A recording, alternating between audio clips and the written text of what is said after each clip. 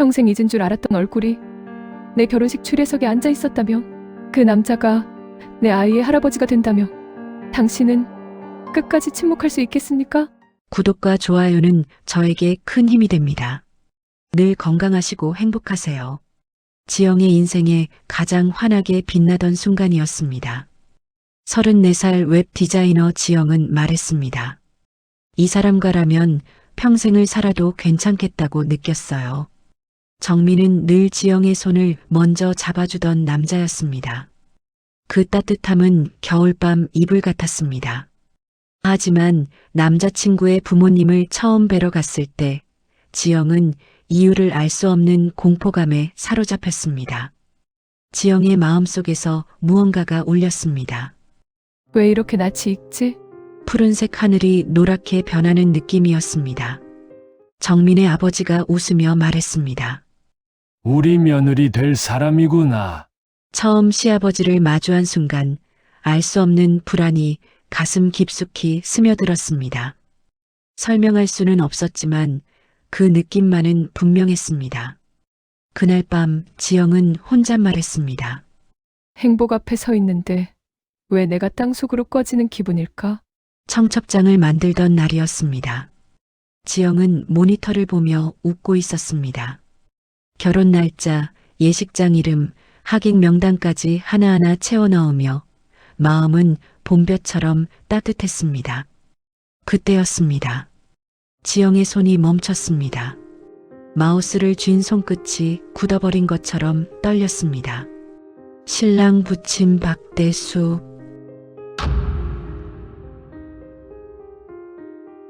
그 이름을 보는 순간 지영의 심장이 미친 듯이 요동쳤습니다. 누군가 심장을 두 손으로 움켜쥐고 흔드는 느낌이었습니다. 눈앞이 어두워졌고 방 안의 공기가 한순간에 사라진 것 같았습니다. 하늘이 무너지는 느낌이었습니다. 아니, 바닥이 갑자기 꺼져 나 혼자 깊은 구덩이로 떨어지는 느낌이었습니다. 지영이 속으로 말했습니다. 설마 아닐 거야. 흔한 이름이잖아. 하지만 기억은 잔인했습니다. 지영의 머릿속에서 오래 묻어두었던 장면이 썩은 냄새를 풍기며 떠올랐습니다. 키가 작아 교탁이 높아 보이던 교실, 쉬는 시간마다 내 이름을 불러 본인 앞에 세웠던 담임 선생님. 그때는 몰랐습니다. 아니, 몰라야 했습니다. 어른의 행동을 의심할 줄 모르는 아이였으니까요. 지영의 어린 시절이 속삭였습니다. 가만히 있어. 금방 끝나. 그 손길이 왜 그렇게 불쾌했는지, 왜 심장이 쿵 내려앉았는지, 왜 눈물이 나올 것 같았는지, 그땐 이유를 몰랐습니다. 어른이 된 지영이 낮게 말했습니다.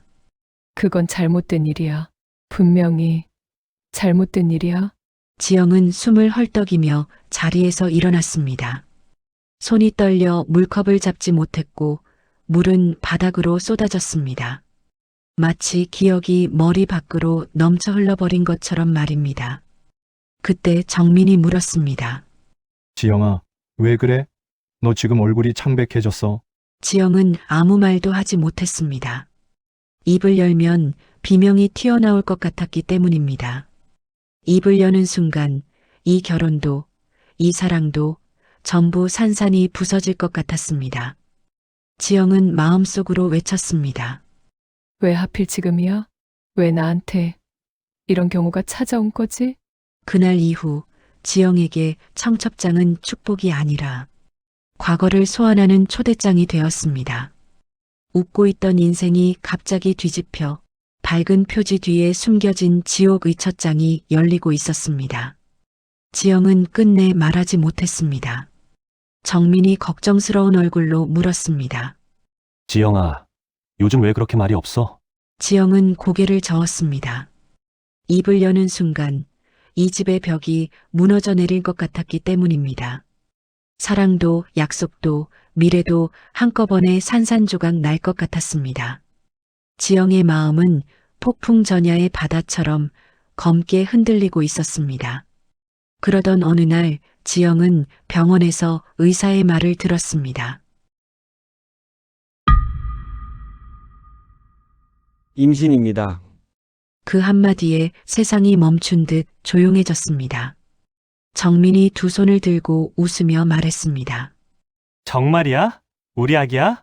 그 웃음은 너무 밝아서 지영의 아픈 심장을 더 깊게 찔렀습니다. 기쁨이 아니라 비밀을 더 단단히 묶는 족쇄처럼 느껴졌습니다. 지영은 스스로에게 말했습니다. 이미 결혼 준비 시작하면서 계획한 아이야. 지금 와서 모든 걸 망칠 수는 없어. 밤마다 지영은 혼잣말했습니다. 과거는 끝난 일이야. 지금의 행복을 지켜야 해. 그 말은 위로가 아니라 스스로를 다그치는 주문이었습니다. 결국 지영은 결혼을 선택했습니다. 진실은 가슴 깊은 곳에 묻었습니다. 웃으며 웨딩드레스를 입었지만 그 속에서 지영의 마음은 조용히 울고 있었습니다. 결혼 후 며느리로서의 일상이 시작됐습니다. 박대수가 먼저 말했습니다.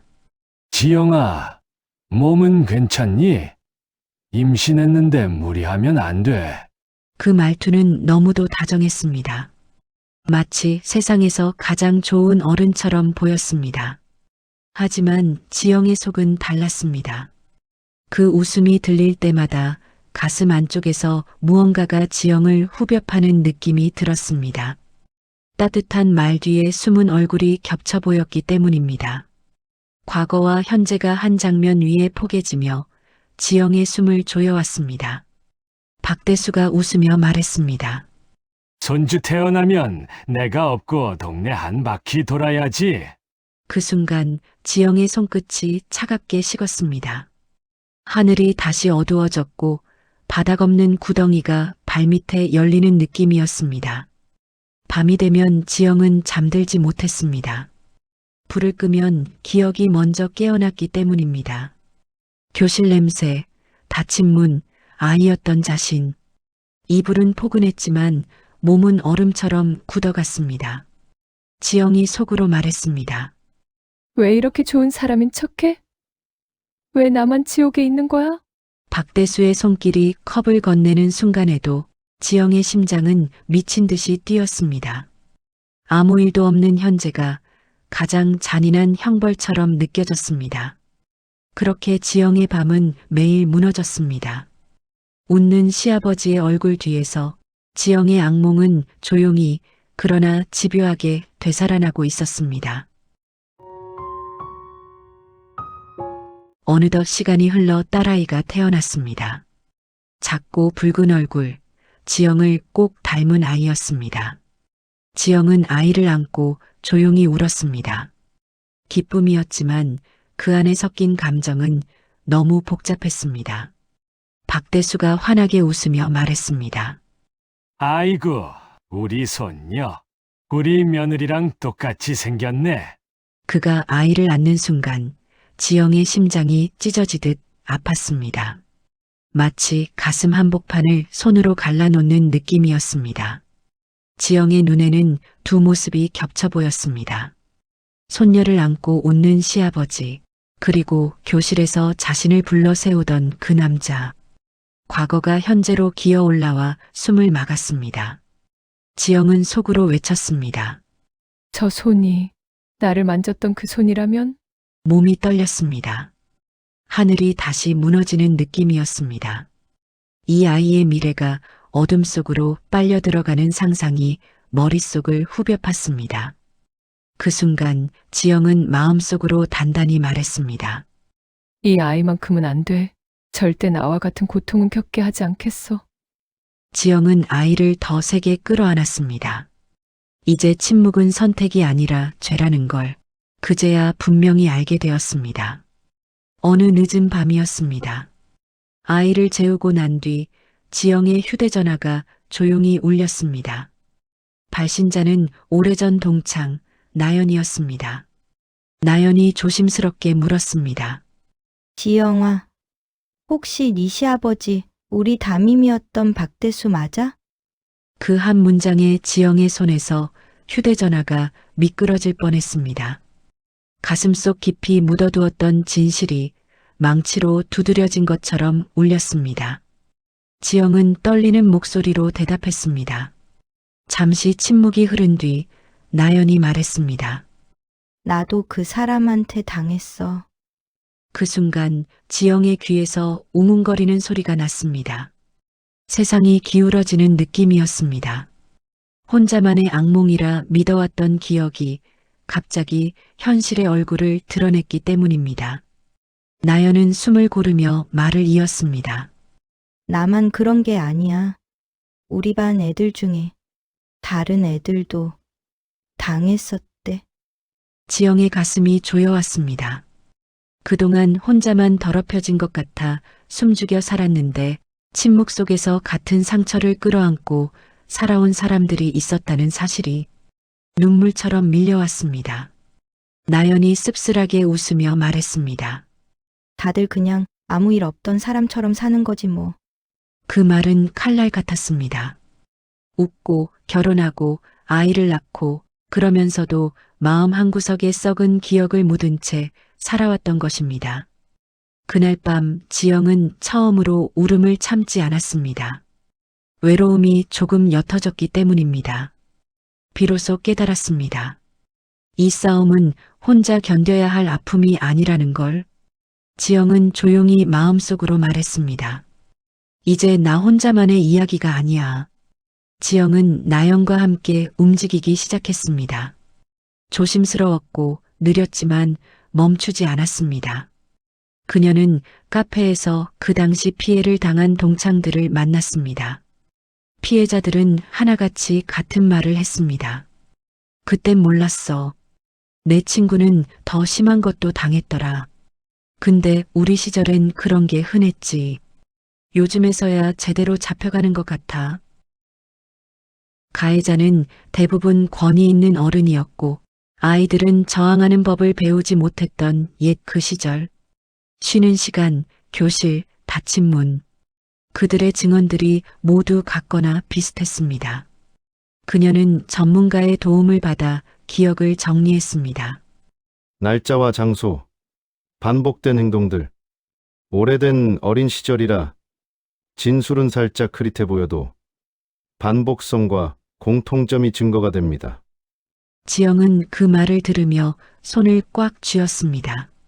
자신의 기억이 드디어 의미를 갖는 순간이었기 때문입니다. 그리고 어느 밤 지영은 결심했습니다. 정민에게 말해야 했습니다. 지영이 조심스럽게 입을 열었습니다. 당신 아버지가 교사였을 때 나를 말은 자꾸 끊어졌고 눈물은 먼저 흘렀습니다. 정민은 놀란 표정이었지만 지영의 손을 잡았습니다. 끝까지 듣겠다는 듯 본인의 떨리는 손을 놓지 않았습니다. 지영도 떨리는 목소리로 말했습니다. 그땐 아이였어. 도망칠 줄도 몰랐어. 정민의 얼굴이 굳어졌습니다. 얼굴은 분노가 가득 찼지만 그가 먼저 한 말은 그녀를 생각하는 마음이었습니다.